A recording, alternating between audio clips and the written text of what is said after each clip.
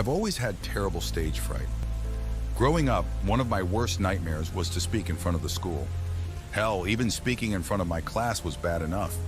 Every talent show or reading or presentation was a sweat fest of insecurities. I wouldn't wish it on anyone. Luckily, times change. I made it through college and got a job as a technical writer, mostly repair manuals. The company I work with need to update their products and documentation every 2 years as part of their government contract, and I'm pretty much the only one who knows enough to get the job done. It's technical, dull, and amazingly well paid. I've come a far way from that nervous kid I used to be. I'm a husband and a father of 3. I drive a station wagon. I put up my own wood paneling in the kitchen. I go fly fishing in the summers, and I got a weekly date night that I wouldn't miss for the world. Some time ago, I noticed my second child, I'll call him Kevin for privacy reasons, having trouble with stage fright as well. Kevin was in middle school, and they were having a class about classic American lyricism. They could choose to either do a written exam on a novel from a selected list, or do a reading of a poem. But Kevin had just overcome a nasty bout of strep throat and didn't have a lot of time.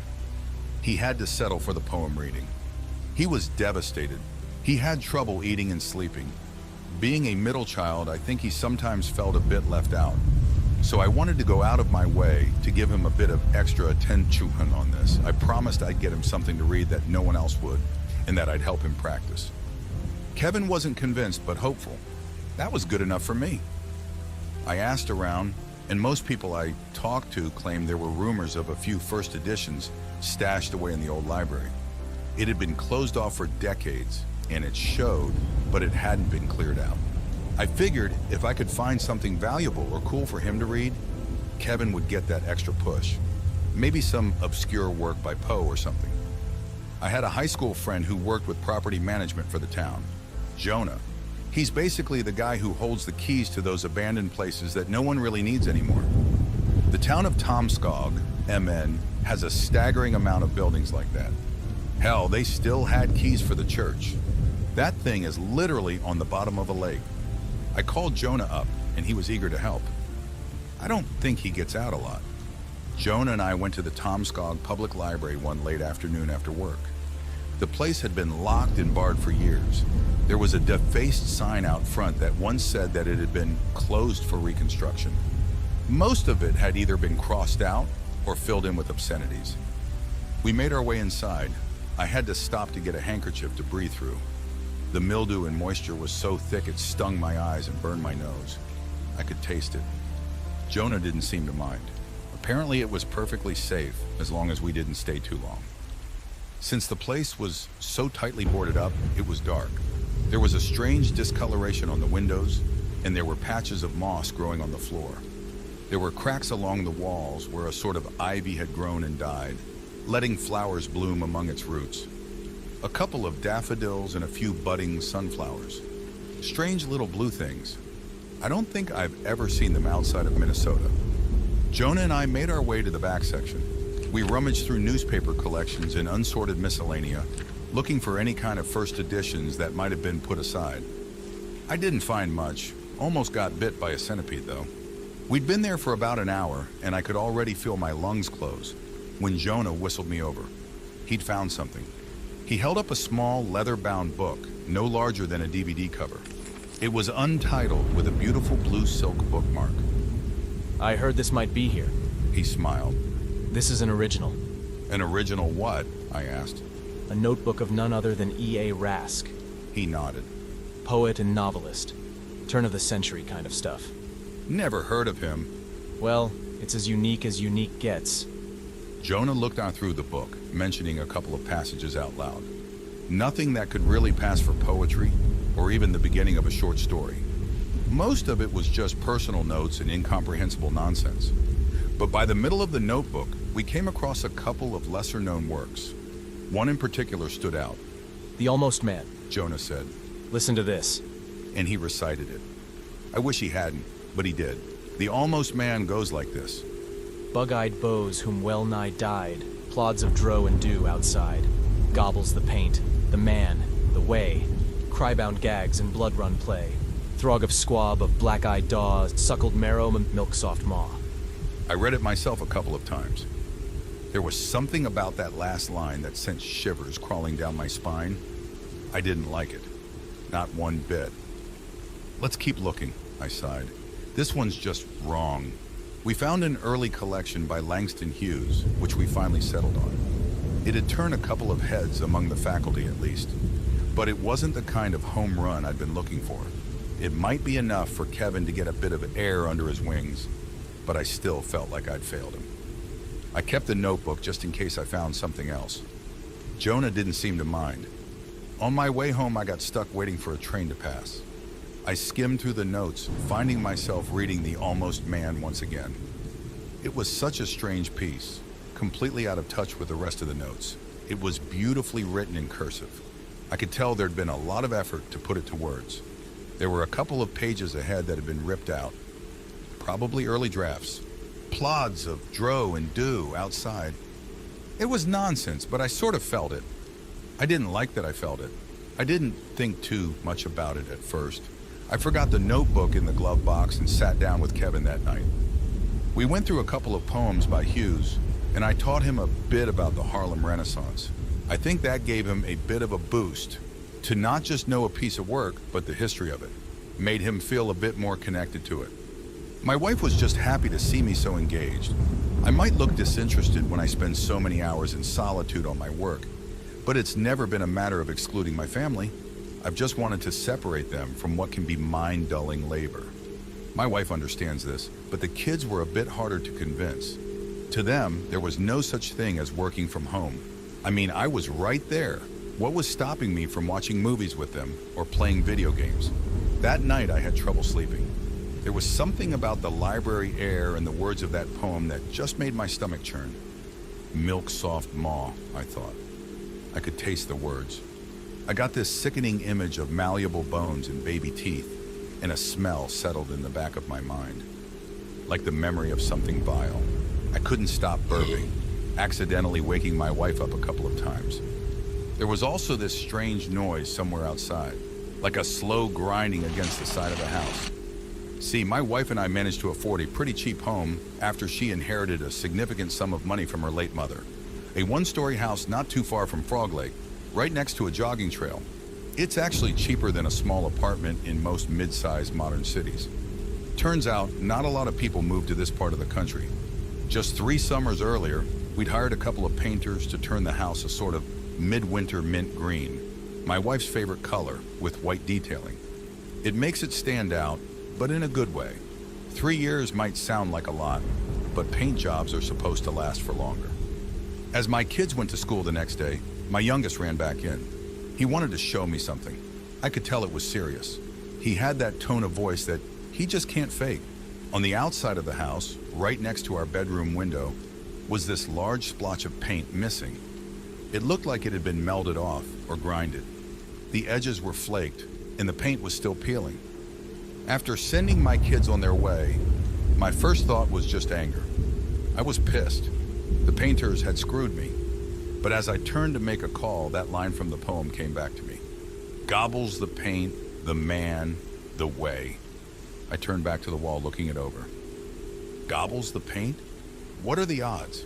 I spent some time looking up the author of that piece. Apparently a big theme of his was the transfer of information, and how knowledge was a living, breathing thing, that the knowledge of something makes it come alive, effectively resurrecting the dead and forgotten into memory. E.A. Rask really believed that by putting as much of himself into his work as possible, he would live forever in a very real and literal sense. But that also went for things beside himself. Things that weren't real or never had been. That by choosing the right words and conveying the exact emotions and sounds he wished, he could make things come to be. I found this lecture by a man studying Raskian philosophy, who illustrated it beautifully. I watched it over a skipped lunch. Think of a blue giraffe. Imagine the long neck, the slightly darker blue of its spots. Imagine the shape of the little horns and the size of the hooves. Let that image sink in. Can you see it? He argued that just by him giving us that description, we had conjured a picture, a being into our minds. Something that had never been, now was. That was the basis of Rask, the transfer of thought and information through words. Thinking back on that notebook, I got this strange, uncomfortable thought. What the hell was he trying to put into my head with that poem? What image did he want me to see? Over the next couple of days, I felt a sense of unease, like I could feel the presence of something. Once, as I was cutting leeks in the kitchen, I felt absolutely certain that something was watching me, that if I turned around and looked out the window, something would be there looking at me. I could feel it, like an invisible hand reaching for my neck. Something that gobbles the man. There were a couple of strange noises at night. A few more splotches of paint peeled from the walls. In the early morning dew, my wife and I could see tracks leading through the backyard. Some kind of animal, or possibly a person dragging their feet. It was a Friday morning when I decided to just get rid of the damn book. I couldn't sleep, so I got up before sunrise. I forced myself to the car, opened the glove box, and read through the entire journal. I needed some peace of mind as to what it was about and what it meant. I started to get a feeling. Much of the nonsense written in that journal wasn't just make-believe. It was descriptions. They weren't established words, but I could still feel what they meant. They conveyed something to me that just settled in my mind, painting this picture, an uneasy, ugly picture. My wife called out, and I snapped out of a sort of half-conscious stupor. She was standing on the porch in her bathrobe, baggy-eyed, tussle-haired, and gorgeous. I threw the book back in the glove compartment and went inside to have breakfast. We decided to make it a bit of a special morning. We let the kids sleep in. My wife had a few hours of flex work. She could postpone a bit and drive them instead of having them take the bus. We had pancakes and hash browns, watched some morning cartoons, and finished off the last orange juice. As they all went on their merry way, all thoughts about that cursed notebook vanished. As I settled down to review some schematics, I heard something. It was that grinding noise again. I figured it was the paint peeling. I opened the window and looked out, but there was nothing there though. Curiously, the sound stopped. Sitting back down, it resumed. This time, I was quicker. I looked out. Still, nothing. But as I leaned my head back in, another line got caught in my throat. Cry-bound gags and blood-run play. Play? Was this play? Folding up one of my backup schematics, I waited by the open window for the sound to resume. Once it did, I folded the paper into a plane and tossed it. It sailed through the air, making a sharp turn downward. I got up, looked out, and nothing. It was gone. I questioned myself. Maybe it had passed into a strange angle. The noise stopped, leaving me to wonder what it had been in the first place. What even was an almost man? I couldn't picture it. Except, in a way, I could. I just didn't want to. I really didn't want to. As I got back to work, there was a tap against the window. Just a single tap. Looking up and out, I could see a paper plane on the ground. Someone had thrown it back. I was flip-flopping between violent paranoia and trying my best to ignore it. It was crazy. There was nothing out there. And yet that paper plane was as real gets. Then again, it was only a plane. Then again, there was a noise. About an hour before lunch, I decided to go for a walk. I left a note by my keyboard in case my wife got back, wondering where I was. And still, I couldn't ease that feeling in the back of my mind. I decided to use my permit to carry and brought my handgun along. After all, there are other things out there than mine ghosts. I checked the side of the house from afar. Just as I feared, there was a big splotch of missing paint just underneath my window. It really was a botched job. Or maybe it wasn't. I took to the jogging trail, following it further north to the more sparsely populated section of town. There was a mild fog in the air, cold moisture drifting in from the lake. Little droplets formed on my arms. The steel of the gun felt like ice. I didn't even notice that I'd been holding it this whole time. I stopped myself from going too far. Following the trail all the way around could easily take over an hour. So I turned around after about 15 minutes. I hadn't seen a single living soul in all that time. I was making a fool of myself, and as I turned around, I stopped. There was a paper plane in the middle of the trail. I picked it up, looking around. I clutched my handgun, searching the tree line. Throg of squab, I muttered. A black-eyed daw. I looked to the side, thinking I saw something glistening. On closer inspection, it turned out to be a couple of darkened leaves playing tricks on my mind. Figuring I'd been close to putting a bullet into an innocent berry bush, I relaxed my shoulders. But only for a moment. It sounded like a pained moan. Somewhere halfway between a yawn and a drawn-out grunt. A rumbling gargle. I swayed around only to be knocked flat to the ground. My eyes blacked out as all air was knocked out of my lungs. I landed flat on my back, looking up at the gray, clouded sky. Something large moved past me and into the woods behind me. I could hear saplings crackle and break. I rolled onto my stomach, aiming my handgun into the forest. I could see something moving up ahead. I spotted a pair of antlers along with two frightened eyes. It looked my way, only to immediately set off in the other direction. Something had spooked it, and with that dawning realization, something in me screamed that I wasn't alone. That if I were to turn around, there'd be something there. Just like I'd felt in the kitchen, or in my study, or in the bedroom. It was there. It was real. As I spun around, handgun drawn, my world went dark with a wet whack across my temple. I must have been out for at least an hour, but to me, it was like blinking. I opened my eyes, looking into a mirror. A dusty old thing stuffed away into some old shed. I was sitting on a milk crate, barely held together by rusty nails and long-forgotten care.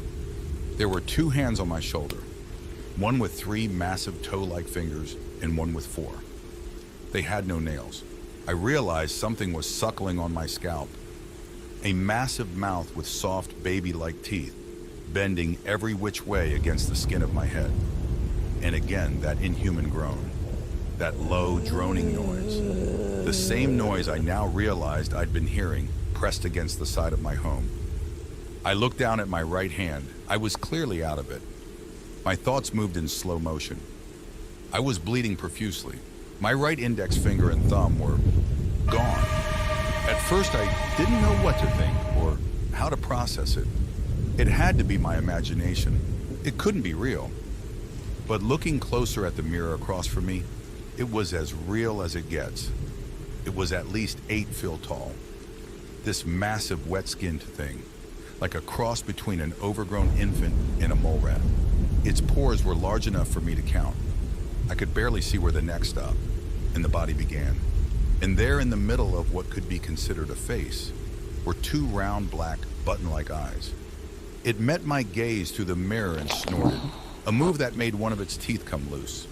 It didn't seem to care, but was eager to lap up my blood. I noticed the specks of midwinter mint green paint at the edge of its mouth. I made the laziest, slowest attempt to move. It gently pulled me back, like a puppy pulling on a rope toy. My gaze flickered back and forth. "Stop," I wheezed. "You shouldn't." It groaned again, squeezing my shoulder until something popped. I cried out, and the thing snorted again. It was funny. To it, I sounded funny. Blood run play. With every attempt to squirm my way out, it pulled me in tighter. It was getting annoyed. I tried sudden jerks, slow creeps, and everything in between. But for the better part of an hour, it just held me there. At one point, it just started to bite off hair, like a cow munching on fresh grass. Huge swaths of hair torn out and swallowed. I managed to get my shoulder loose, but before I could take a step, it pulled me back. It pulled me back so hard I fell off the milk crate, rolling back into a box of tools and a half-cracked rake. Fumbling around with my healthy hand, I felt a handle. As it reached for me again, I held on tight and swung. Turns out I'd grabbed the handle of a trowel. While still rusted, I managed to swing it hard enough to open a nasty cut along the creature's triceps. It reeled back, crushing the milk crate. It lunged at me. It came down with its full body weight, but I got out of the way just in time to see it pulverize a rotten shelf. Termite dust and old wood puffed into the air as I tumbled away on the floor, finally finding the familiar handle of my handgun. I tried to grab it with my right hand, but this massive jolt of pain shot all the way from my hand to my neck. I didn't have a trigger finger anymore. I wielded it in my left hand, swung around, and aimed down the barrel. A crooked half smile with teeth no larger than a corn kernel. An amused huff. I blinked the sweat out of my eyes and it was gone. I just looked around, firing a couple of bullets into nothing, punching holes in the decayed wood and rusted metal. My ears rung as I made my way outside. There were no signs of my fingers, just blood and bite marks. I made my way back home. My wife had come home for lunch and left just as fast. I called for help. I didn't know how to explain it all. I just told them I'd been assaulted. The rest of the day was a circus. Panicked phone calls, worried voices, pointed questions. My wife came by to sit with me, leaving the boys with her sister. There were doctors, police officers, nurses, administrators. So many faces and names. It wasn't until the soft lull of the late hours that I managed to think. My wife was sitting to my left, holding my healthy hand. Our tears had dried. There were no sounds but the humming of machines. I tried to make sense of it, a creature that came to be from hearing a poem, by thinking about it. Then again, I'd read it a couple of times to my wife, and she hadn't seen or heard anything. I figured maybe it was the notebook itself that was the deciding factor. That somehow reading from the book made it more authentic, conveying the right cadence. I turned to her as she kissed my forehead.